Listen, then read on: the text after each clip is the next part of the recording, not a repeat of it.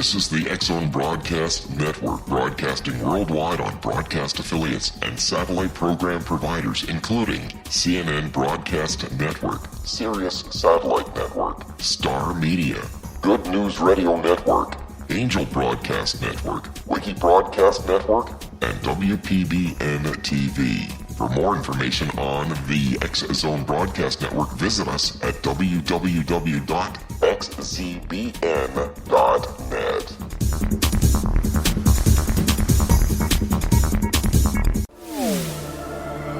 The X-Zone Radio Show with Rob McConnell is largely an opinion talk show.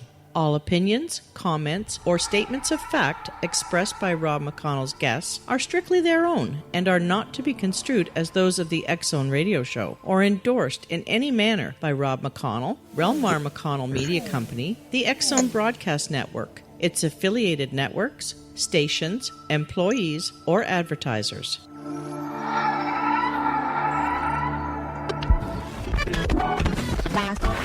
All Hit Radio.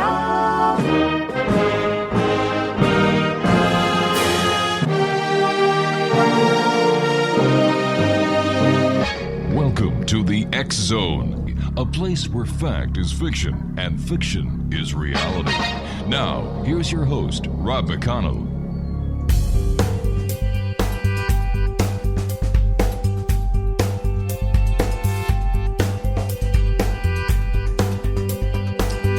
And welcome back, everyone. This is the X-Zone. I am Rob McConnell, and we're coming to you from our broadcast center in Hamilton, Ontario, Canada. If you'd like to check us out on the social media networks, X-Zone Radio TV, let me see if you'd like to send an email, xzone@xzoneradiotv.com. Our main radio website is www.xzoneradiotv.com, and on if you'd like to find out all about us, what other great programming is available to you 24/7, 365 on the X-Zone Broadcast Network, www.xzbn.net. My guest this hour, X-Zone Nation, is Ken Cherry. He is a fifth-generation Texan and a U.S. Marine Corps veteran who served from 1966 to 1970 in the Vietnam era. Ken attended the University of Texas at Arlington Business College and graduated summa cum laude in finance and economics. Ken is a 42-year member of Mensa and the retired former owner and principal of a regional Texas investment firm. Ken and his wife, Pat, are married 49 years. Ken was the Texas State Director for MUFON for over 10 years. At the time of the Stephenville event, he headed up a team of investigators and scientists that conducted extensive research and analysis of the mass sighting for an entire year. Unknown to most people, after the widely reported sightings in January of 2008, the UFO returned in October of that very same year. Interviews with numerous witnesses and analysis of radar reports yield the same results. A UFO, not a conventional aircraft, had returned to the Stephenville area as reported by reliable witnesses. Ken is the founder and president of Epic Extraordinary Phenomena Investigations Council, an organization which investigates and presents information on all manner of extraordinary phenomena. He is also the founder, host, and executive producer of the popular Epic's Voyages radio show on InceptionRadioNetwork.com. Joining us now is Ken Cherry. And Ken, welcome to the X-Zone. Hi, Rob. Glad to be here. So tell us, what really happened in Stephenville? Well, I had to write a book to kind of tell everybody what happened, but it became a media frenzy for many months and was reported all over the world. And as a result, we received phone calls from people, from reporters worldwide, Australia, Canada, England, all of Europe and so forth. I even got one inquiry from a fellow in Afghanistan. And so there was widespread interest in the sighting because there were just a huge number of highly reliable witnesses that saw described as enormous craft. And the first story that made the newspapers was about this gentleman, Steve Allen, who was himself a private pilot and one of his friends who was a flight attendant for American Airlines for many years, and her husband. They were all standing outside at his place one evening, and they witnessed this craft that he described as being a mile long and a quarter mile wide. It went across the horizon at such an incredible speed. Steve estimated that it was flying 2,000 miles an hour based on his own experience flying the same distance in his aircraft. So he had a pretty good idea how fast this thing was going. Well, they stood there sort of in awe talking about it for a little while, and the next thing you know, it came back. And this time, though, it was being chased by F-16s in Afterburner and trying to catch up to it. And Steve said at some point, it's like the UFO decided, well, I had enough of this, and just, took off and left them almost sitting still in the air. So that was the initial story that got picked up by the AP that, of course, was published all over the world. And the amount of interest was just amazing. We had initially 75 witnesses that wanted to give us their account, and so we made arrangements. Hey, Ken, we're going to have to do a little bit of a cliffhanger here. I have to take my first break. Exonation Ken Cherry's our special guest. www.epicvoyagers.com is the website. And we'll be back on the other side of this break as we continue here in the X Zone from our broadcast center in Hamilton, Ontario, Canada. Don't forget, if you'd like to see all the great programming we have available for you, 724-365 on the X Zone Broadcast Network, xzbn.net. We'll be back right after this break. Don't go away.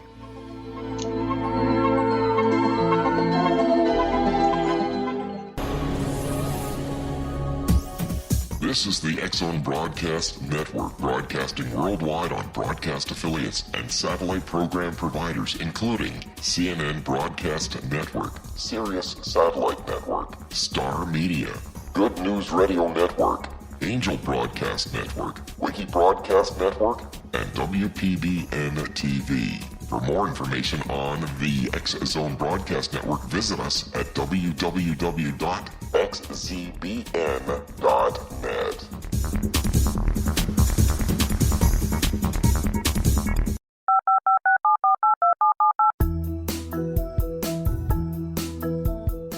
Did you know that when you're on the road with limited data or Wi-Fi, you can still listen to the X Zone Radio Show with Rob McConnell, The Science of Magic with Gwilda Wiyaka, X-1, Dimension X, Space Patrol, and every minute of the X Zone Broadcast Network by calling 213-401-0080, courtesy of Audio Now. No smartphone, app, or internet needed. It saves your data plan, and it's free if you have unlimited minutes. Call 213-401-0080 to listen on any phone, anytime, anywhere. Remember 213-401-0080 for the best of the paranormal, parapsychology, and sci-fi radio programming anywhere, 24/7, 365.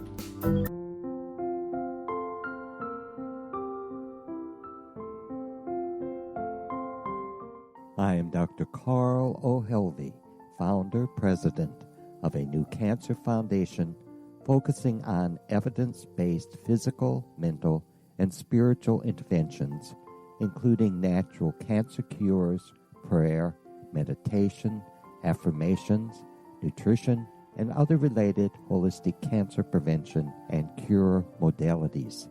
These are used in cancer education, research, and financing care. I ask for your help to continue this important work by donating at www.holisticcancerfoundation.com.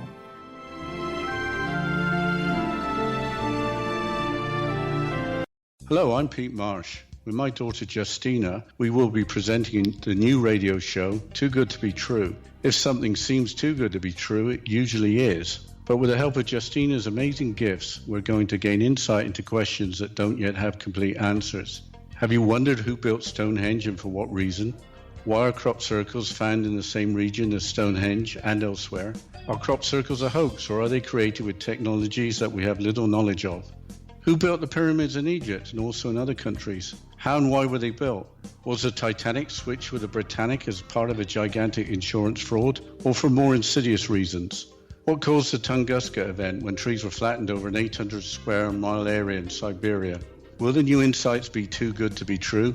Well, that will depend on what you are prepared to believe. Please join us as we start on this journey together. For more information on Too Good to Be True, visit www.xzbn.net. Little children aren't the only ones afraid of the dark. Millions of soldiers return from war zones with PTSD, anger, frustration, fear, and loneliness, much of which surfaces during the darkness of the night. You have the chance to change the lives of these American heroes. Songs and Stories for Soldiers.us provides free MP3 players for these men and women. With a list of 3 million songs in 16 different styles, 100,000 audiobooks, and 30,000 old-time radio programs, every veteran can find something to soothe and comfort them at no cost. All our players contain an 8-hour audio program designed to help veterans fall asleep. With 1,500 plus vets now participating, it's our goal to deliver 10,000 audio players this year. Go to our website at songsandstoriesforsoldiers.us. Help us help a veteran make it through the night.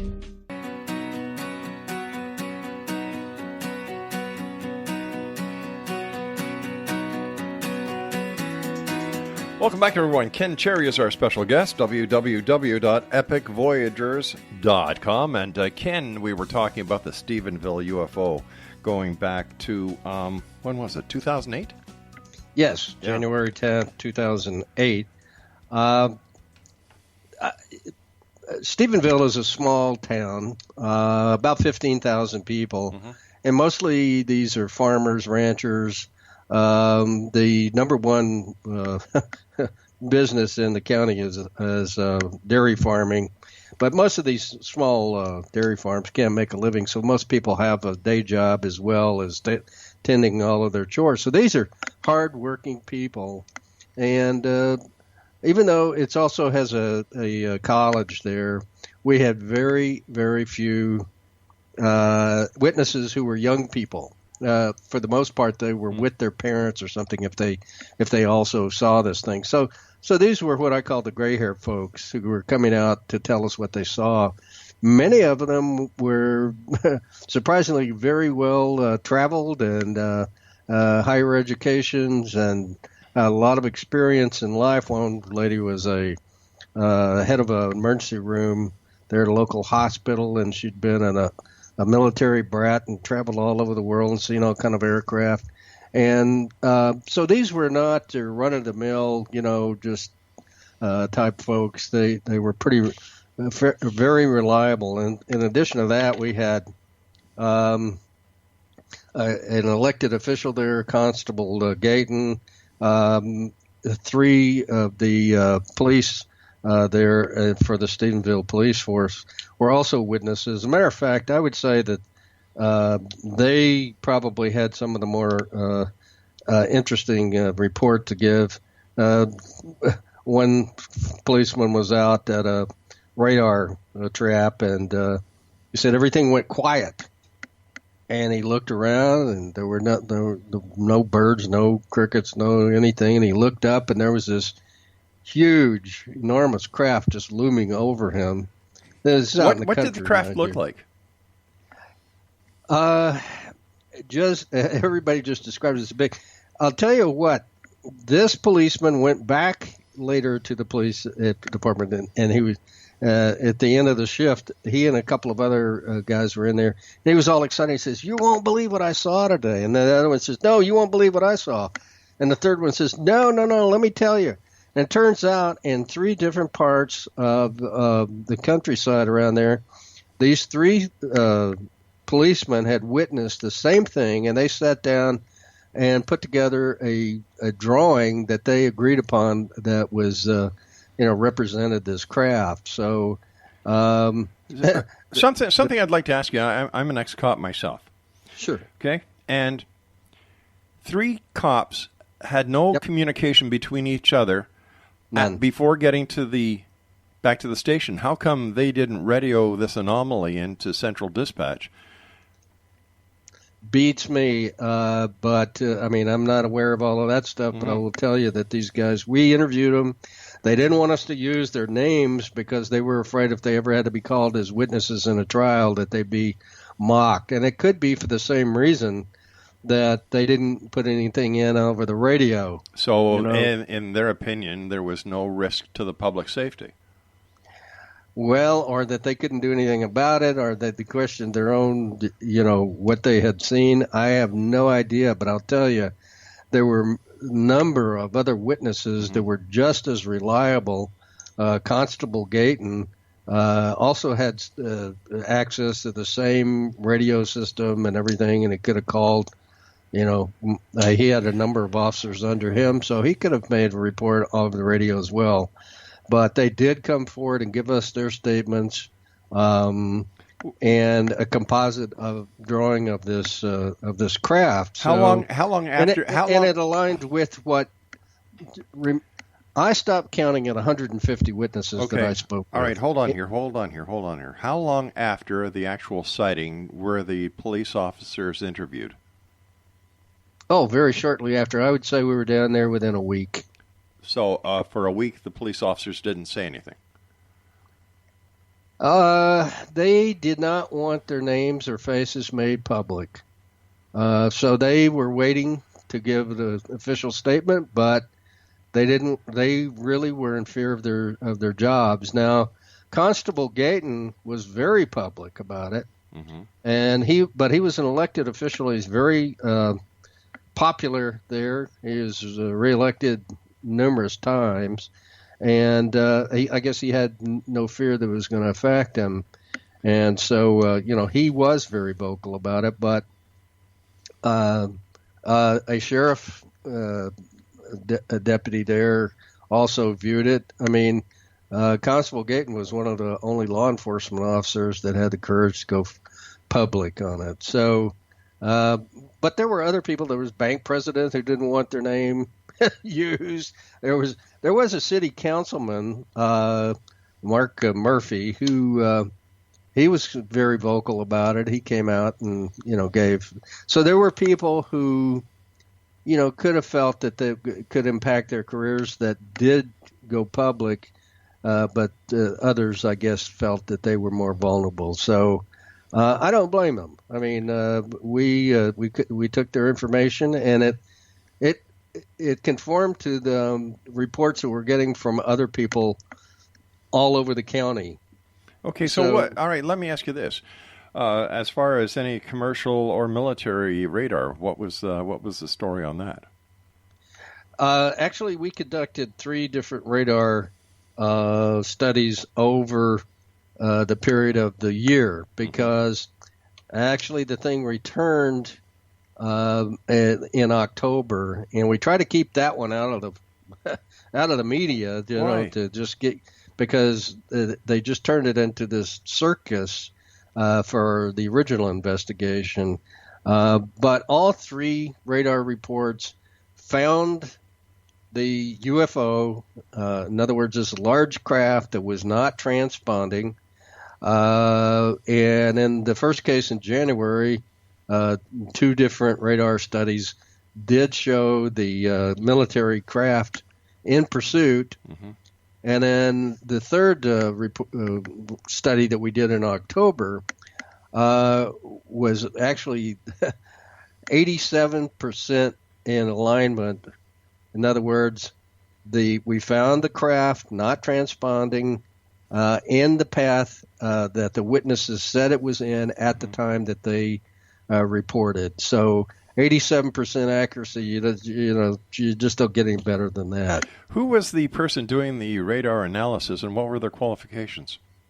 Oh, the stellar qualifications, outstanding. Who was one of the reasons I wrote the book, and I won't use their name because I have some bad things to say about my former organization. One of the things that I found, Rob, is we got into our investigation that my organization MUFON to be specific, began to withhold critical assets from us. They had the radar specialist who also had to be a FOIA specialist. I'm sure you're probably aware of that. The Freedom of Information Act requests are so specific nowadays that you have to have somebody who's an actual expert in filing these things. So at any rate, they cut off communication with me and my team. He was supposed to be working for me and had him reporting directly to the board of directors of MUFON.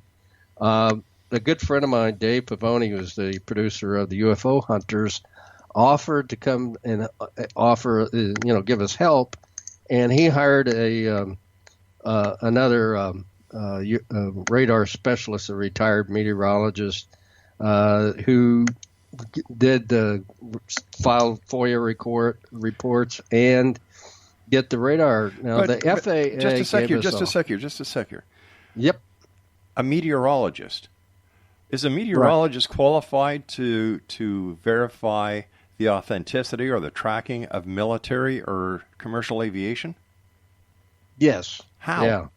There's a difference between looking at clouds using a Doppler radar system compared to using a military or even civilian radar. Correct. But he was capable of that was one of the things that he had done since he retired, was be a investigator and a FOIA expert and so forth, and requesting the various radar reports and interpreting them. But he did find in his study the UFO passing by Steve Allen and his friends, and they did find the F-16s in pursuit later on that evening. So regardless of, the people's names and, whatnot, all three radar reports did confirm the witnesses, the eyewitnesses in terms of time and place. So, that made me start looking at my own organization and trying to find out what the heck is going on. And that's what led to my book, and made me kind of look at the people involved there. And it was pretty eye-opening. And at first it was going to be a tell-all, and then I realized I couldn't use people's names. So, I had to write it as a novel. I still have a problem with the expert who was a meteorologist and not a military or civilian radar expert. That to me is a flag. That to me is a flag. Another flag with the entire story so far is that there was no chatter on the police bands about this. Now, what it says to me is that the officers, if they did see something, were negligent in their performing their duty if they saw something of that magnitude, and if there is something of that magnitude, it could possibly pose a threat to public safety, and they were derelict in their duties as officers by not communicating with the rest of the law enforcement agencies on the frequencies and in the territory. That makes no sense to me at all. Well, I'm not here to account for their actions, only what the testimony that they gave, the witness reports that they gave, and the composite drawing that they provided. Okay, now where did their stories were consistent with other witnesses. So whether they were derelict in their duty reporting it or not is not the issue for me. But wait a sec. It's all these little pieces that sometimes are most troubling to people when it comes to UFO reports. For example, the testimony. I'm not sure where you were a cop, but the testimony. Wait a sec. Hello. Hold on, just a sec. I'm not finished. Okay. It's. You mentioned given the reports, testimony. Who was the testimony given to? Well, let's see. I had a team of. Was it given to MUFON? It was given to my team, me and my investigators. Were you part of MUFON? I was the state director. Okay. You just read that off my bio. But I didn't know at the time if you were or you weren't, because it says right in there I was the state director, and conducted the investigation for over a year with a team of investigators. All right, So, stand by. We've got to take another commercial break here. www.epicvoyagers.com. Ken Cherry is our guest, and we'll be back on the other side of the news as we continue here in the X-Zone from our broadcast center in Hamilton, Ontario, Canada. And not only are we on the X-Zone Broadcast Network, we're on Radio X, the Mutual Broadcast Network, and, of course, on iHeartRadio. My name is Rob McConnell. Don't go away.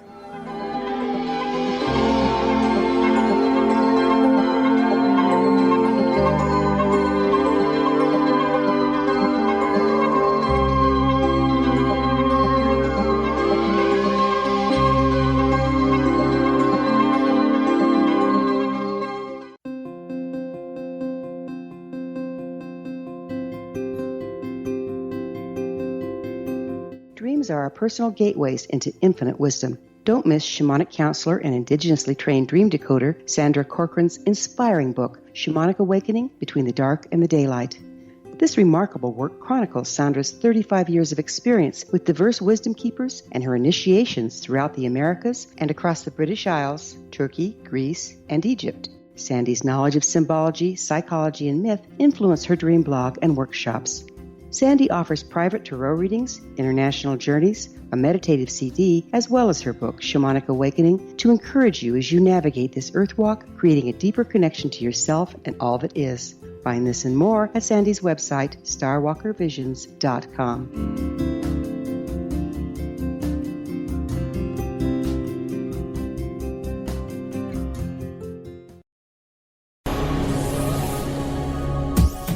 This is the X-Zone Broadcast Network, broadcasting worldwide on broadcast affiliates and satellite program providers, including CNN Broadcast Network, Sirius Satellite Network, Star Media, Good News Radio Network, Angel Broadcast Network, Wiki Broadcast Network, and WPBN TV. For more information on the X-Zone Broadcast Network, visit us at www.xzbn.net.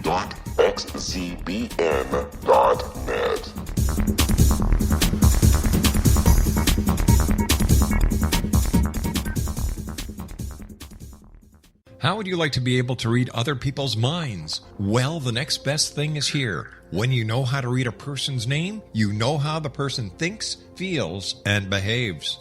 Each letter in our name holds a key to unlock our true essence. Our name contains both our gifts and challenges in this lifetime. Mnemology science discovers personality secrets hidden in the placement of the letters of our names, including the first and last impression people remember about us. Sharon shows us how to interpret the arrangement of letters as outlined in her book, Know the Name, Know the Person. Sharon Lynn Wyeth created mnemology science after 18 years of research and testing her theories, and has supported thousands of people around the world in understanding themselves and others better.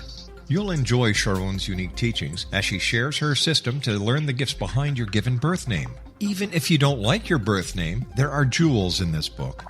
If you're thinking of changing your name, ready to name your child, or wanting to get along better with others, this is the book for you. If you'd like to improve your relationships and change your life for the better, get the book today, Know the Name, Know the Person, or visit www.knowthename.com. That's www.knowthename.com.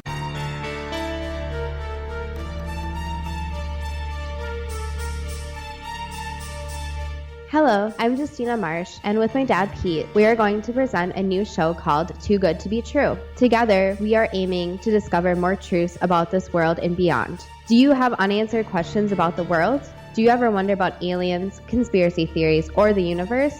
There are many shows discussing subjects such as pyramids or UFOs, but we want to relay this information based on our own research, including from spiritual means. Hopefully, listeners will be helped with their own beliefs and will appreciate the psychic insights that add to the previous research and information. We both look forward to sharing this insight and beginning this journey with our listeners. Visit xzbn.net for more information about when to listen.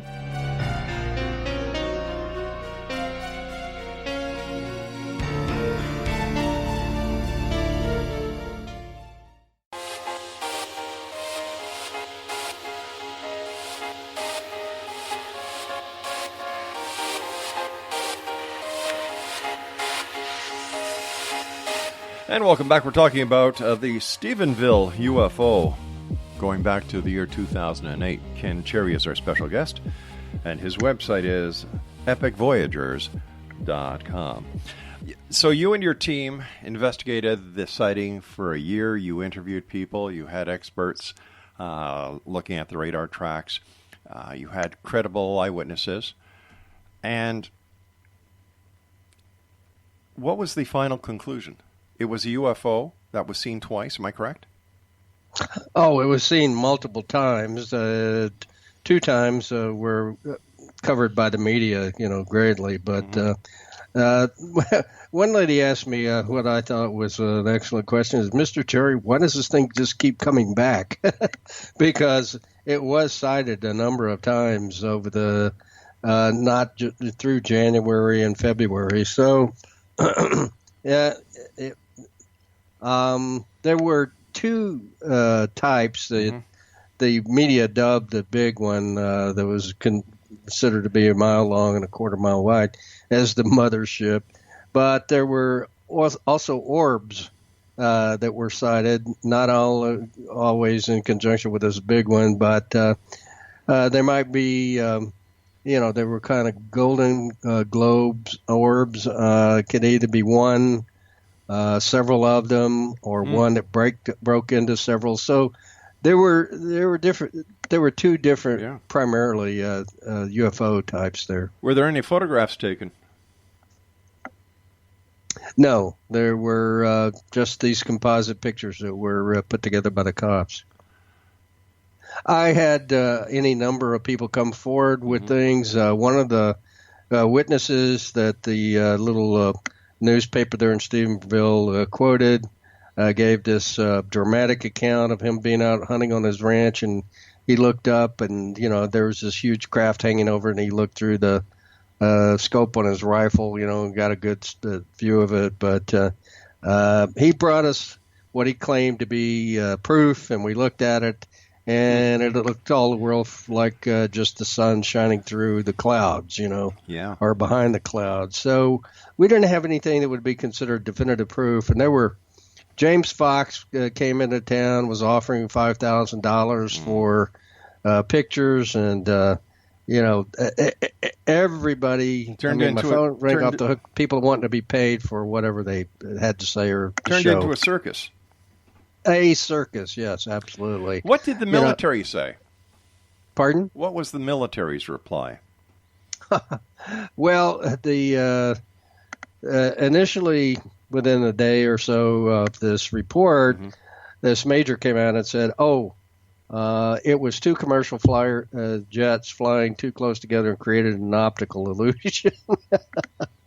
Well, the fact that it was seen in 3 or 4 different counties from all sorts of different angles at different times kind of blew that away.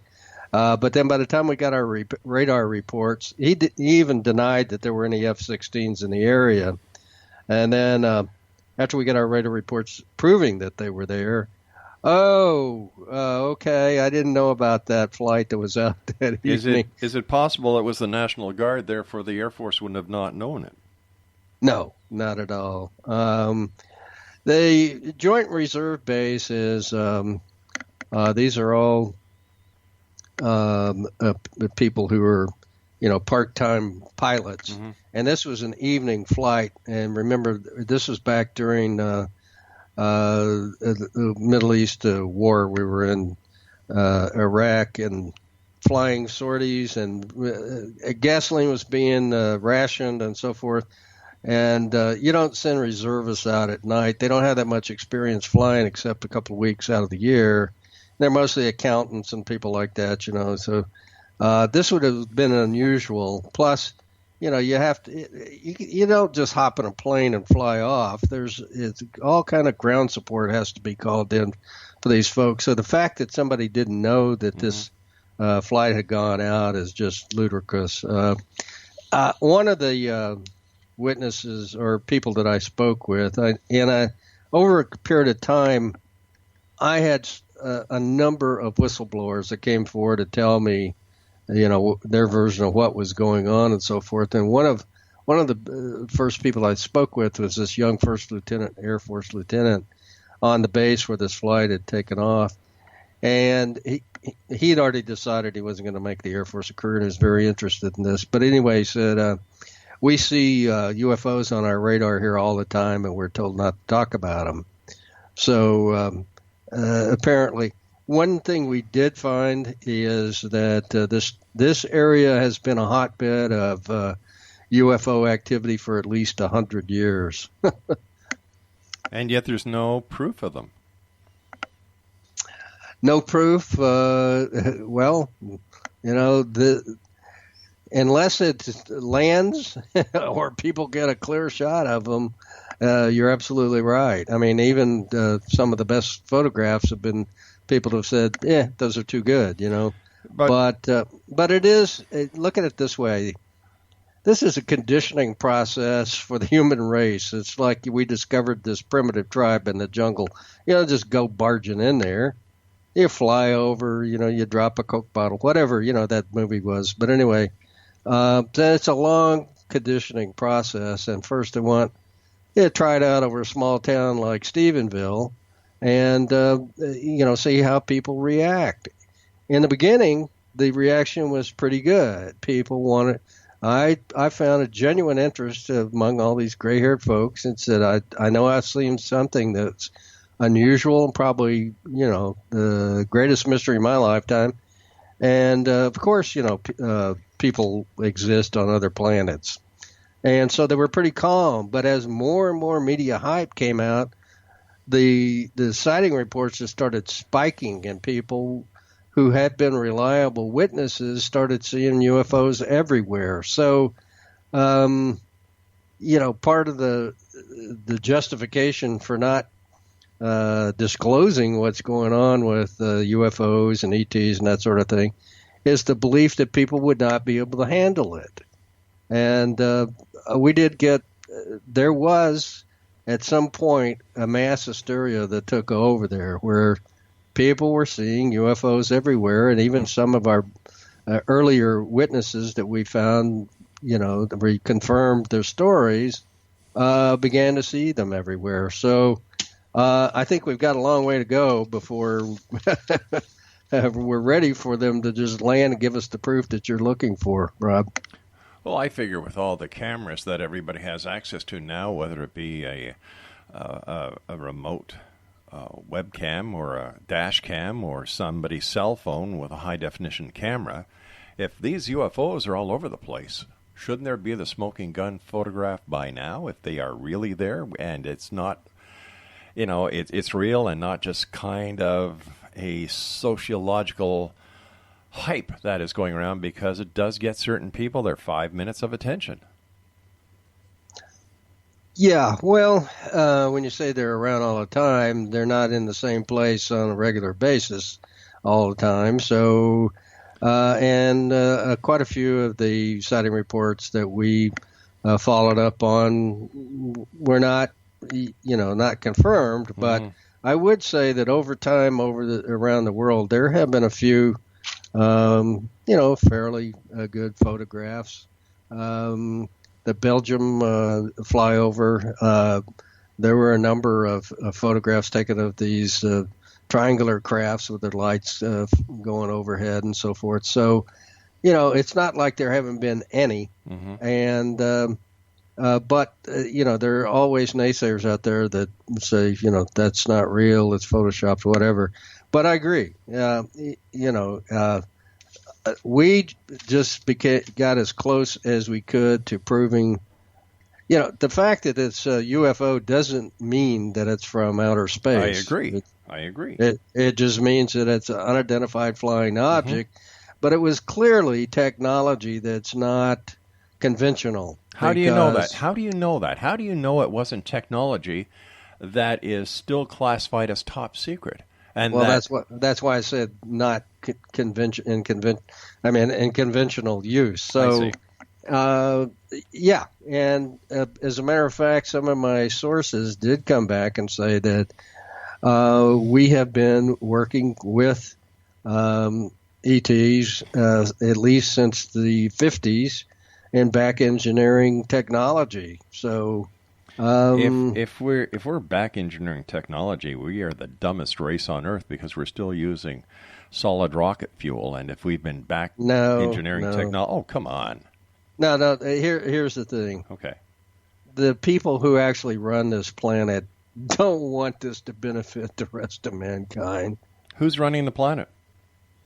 Well, let me put it this way. Remember back in the early, when the Spain and England and so forth had the money to put forward all these ships to go around the world and loot the other countries, they didn't spread the wealth around. That was for the benefit of the kings and queens and the royal, people. So, it's the same thing now. There are a few, like the Rothschilds and others who run the planet. They're the wealthiest people. And, one of the sources that is a main character in my book, one of the main characters is an older gentleman that I met who was, there was a near-death discussion. He was on his last leg, but I had known him off and on through the years. I never knew what he did, but he said that he had been a member of the OSS of World War II and a close confidant of MacArthur. And so at some point during the war, there were a number of UFOs that were shot down or came down accidentally that the MacArthur viewed, and he was with them. But at any rate, that's how he got introduced into this. And later on, as an older man, he was a member of a 3-man team who gave the final approval for black budget projects, the funding. And he said one year the funding request was so huge that he and the other 2 men just would not approve it. They told this general, we don't know where the money's going. There's no oversight. We're not going to approve this. So, the general said, okay, I'll take you. Anyway, he said he took them to a hangar, an enormous hangar. He didn't tell me where. Mm-hmm. And he said when they opened the hangar, in his words, there were all sizes of flying saucers. And the general turned to him and said, that's where the money's going. And this was in the early 60s. So we've had the secret space program for at least 6 years, something like that. So it's not that we haven't been able to, back engineer this stuff. It's just that. And yet Russia was on the moon before the Americans were. You go figure. So that means the extraterrestrials weren't working with Russia. They were just working with the Americans? I don't know that. They could be working with the Russians and the Chinese and also as well. Who knows? All right, listen, I've got to take my final break. Please stand by. Interesting conversation. Ken Cherry's our special guest. www.epicvoyagers.com. I'm Rob McConnell. We'll be back on the other side as we wrap up this hour here in the X Zone from our broadcast center in Hamilton, Ontario, Canada. Don't go away.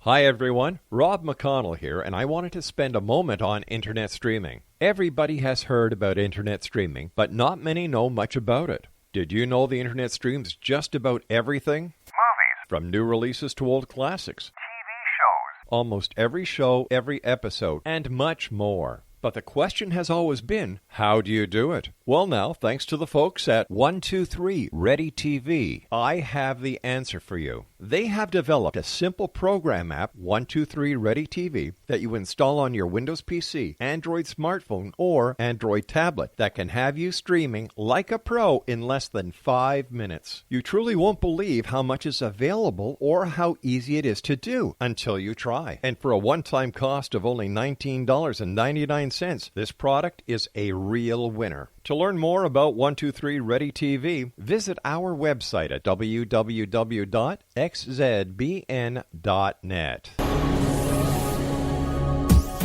This is the X-Zone Broadcast Network, broadcasting worldwide on broadcast affiliates and satellite program providers, including CNN Broadcast Network, Sirius Satellite Network, Star Media, Good News Radio Network, Angel Broadcast Network, Wiki Broadcast Network, and WPBN TV. For more information on the X-Zone Broadcast Network, visit us at www.xzbn.net.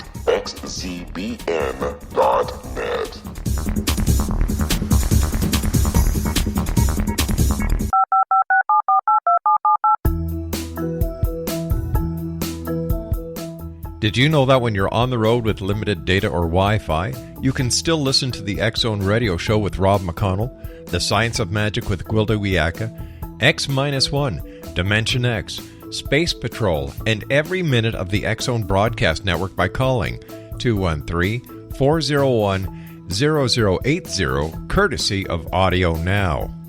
No smartphone, app, or internet needed. It saves your data plan, and it's free if you have unlimited minutes.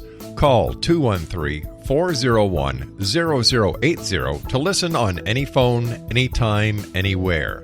Remember 213-401-0080 for the best of the paranormal, parapsychology, and sci-fi radio programming anywhere, 24/7, 365.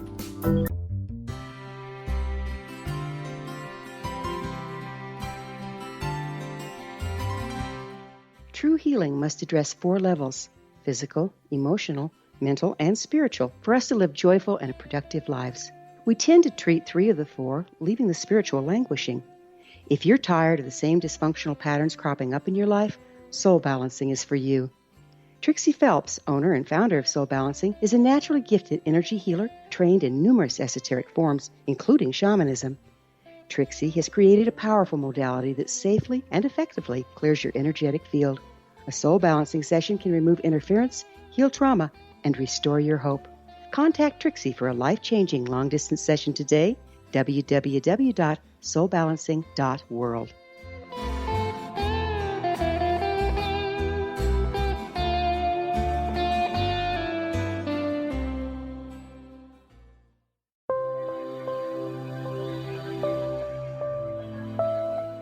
There's a legend shared by many indigenous cultures of a time when the nations were cast to the 4 corners of the world. Each nation was given a body of sacred knowledge that held a different portion of the truth to preserve.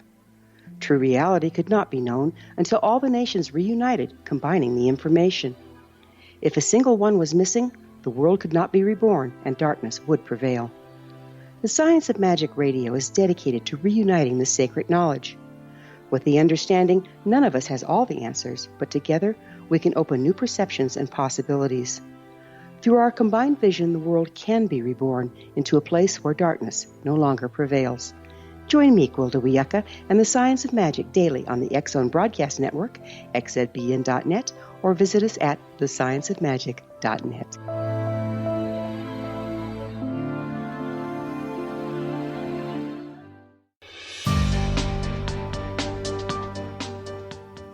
Welcome back, everyone. Ken Cherry is our guest. And Ken, we were talking before we went to the break about this gentleman that you talked to who, was describing black budgets. And after questioning a general or refusing a major part of a budget, the general actually brought him to a hangar where these crafts were. Now, I don't doubt that the Americans and other countries do have secret projects because they don't want the competition to know, and that only makes sense to me. So I find that very possible. What was it that got you involved in UFOs? You're a former investment banker. Well, I did have an experience when I was a youngster, about 6 or 7 years old. We lived on a ranch south of Dallas, and back then the kids, they were gone all day. Their parents didn't worry about them. But I was out in this pasture, come through this area of trees on our place there, and looked up, and there was this silvery object just sort of floating across the horizon. And the next thing I knew, this jet came down. Of course, I was too young then to know anything about military aircraft or UFOs or whatever. So I didn't know exactly what these were. But, there was some sort of a glint or something. I don't know if it was the sun, but whatever. The jet started smoking and the pilot bailed out. And the plane crashed. And this silvery object, took off. And, of course, back in those days, kids were to be seen and not heard. But whenever my parents got together with the people around there, it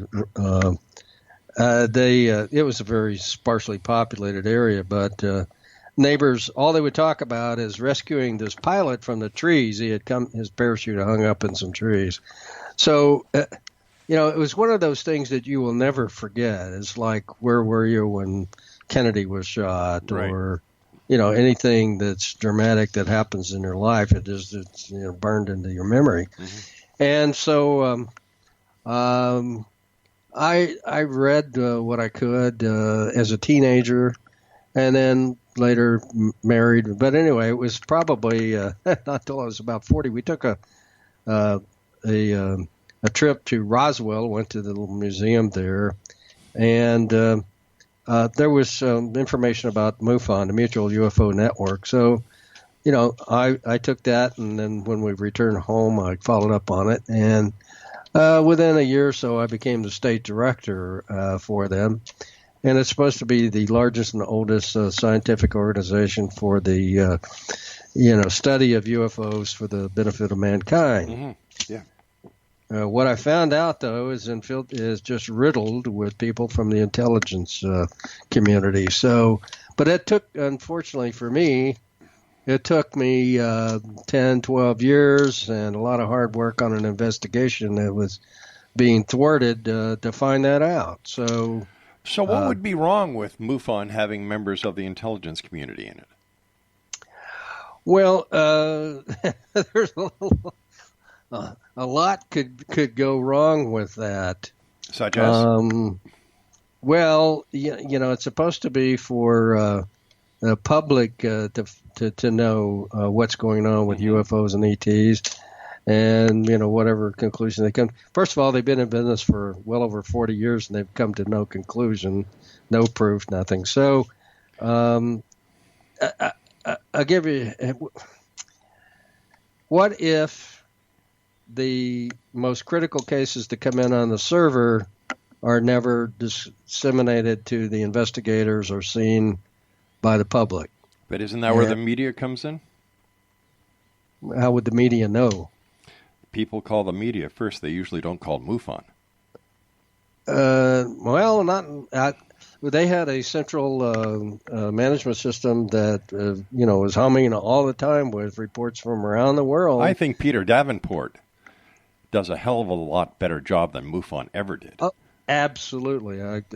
He's a dedicated great guy, and he doesn't get the accolades he should get. Yeah, Peter doesn't hold anything back. No, I don't believe so. But at any rate, there were just too many people there who have an interest in capturing the information for take, for example, Project Blue Book. It's been shown that was just a cover-up. Howard Blum in his book out there discusses a FOIA report that he obtained. Was a communication from, and I forget the general's name, but it said, of course, we didn't put the most critical cases in Blue Book. They were national security. So, those are the ones that were supposed to be of interest. All right, so let me ask you this question. You just brought up something very interesting. What gives any person or any organization to stick their nose into subjects that may indeed be national security and putting the rest of the country in danger because of their inability to know when to back away and not cross a line that they're told not to cross? Well, I'm not a believer in this no secrets stuff that seems to be the cry of the day. I do believe that there's a lot of things that the public doesn't need to know. But on the other hand, the secrets they're withholding could improve the course of humanity so dramatic. But what happens if they're not holding any secrets? What happens if the secret is part of a great nothing? I don't believe the government is perpetrating a conspiracy. I don't believe the Vatican is perpetrating a conspiracy. I don't believe anybody is maintaining a cover-up or conspiracy besides the UFO community itself, because as long as the conspiracy and cover-up is in place, they don't have to provide any evidence to the contrary. Well, I will tell you that there is a conspiracy to cover up the UFO and ET situation, and that they are withholding technology that could free us up from hydrocarbons and so forth. Of course, just think about this: the Middle East only has one product to sell to placate their population. What if suddenly oil became basically worthless? You got 1 billion people in the Middle East that have no source of income practically at all. You talk about a war, unrest. That makes no sense. That would do it. That makes no sense. That argument makes no sense whatsoever. How's that? How's that not make sense? Well, the Middle East isn't the only place that has oil.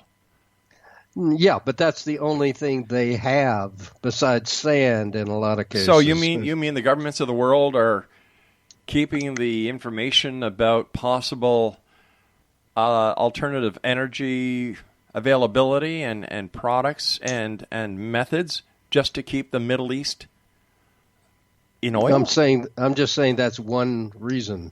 So all right, so who's doing this? The New World Order? Or who?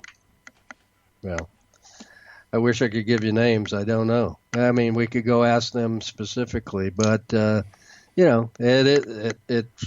anytime there's more than two people involved and keep it a secret, it's a conspiracy. So I already outlined to you one, which was the existence of a secret space program. So, but once again, I have to ask you: did you see any proof, or all you have to substantiate the claim is hearsay evidence? Yeah, I guess if you look at it that way, that is correct, but. It was corroborated by a number of other sources. 3 scientists that I talked to that worked at S4 in Area 51, and each one of them had told me, and I looked them up. I mean, all you have to do is Google them and find out that they were highly respected PhDs and so forth. But and each one of them said that they had their lives threatened, their families threatened if they went public. And so that was one of the reasons they gave me the information to put in my book instead of, they couldn't do it themselves. Well, but did you use their names? Did you use their names? Did you identify them in your book? Of course not. So how can people go on Google and verify who they are? I did the research. I wrote it down. It's up for people to read my work and see if they believe it or not. If it's not credible, they just reject it. But the fact I am satisfied that these 3 reputable scientists are telling me that that they personally have worked in a secret space program alongside aliens, and that's enough for me to believe them without seeing any proof. Well, it'd be, if I had access to S4, the Area 51 when they were there, that would have been great. But, as an investigator, I've gone as far as I personally could go. I thought it was more important to get the story out to people. But a story without any evidence, without any facts, just hearsay. That's why it's called a novel, Rob. Hey, listen, Ken, I want to thank you for joining us tonight. And Exo Nation, if you'd like more information on Ken Cherry, his website is epicvoyagers.com.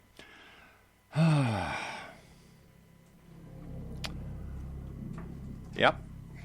I don't know what to tell you, Exo Nation. But if you want to find out anything about the hearsay evidence that he came across and put into a book, and you can buy his book. It just doesn't make sense. And if it doesn't make sense, in my way of thinking, it's not true. And it's the job of a journalist to ask the tough questions. And when tough questions aren't answered, you've got a problem. I'll be back on the other side of this break as we continue here in the X-Zone from our broadcast center in Hamilton, Ontario, Canada. Don't go away.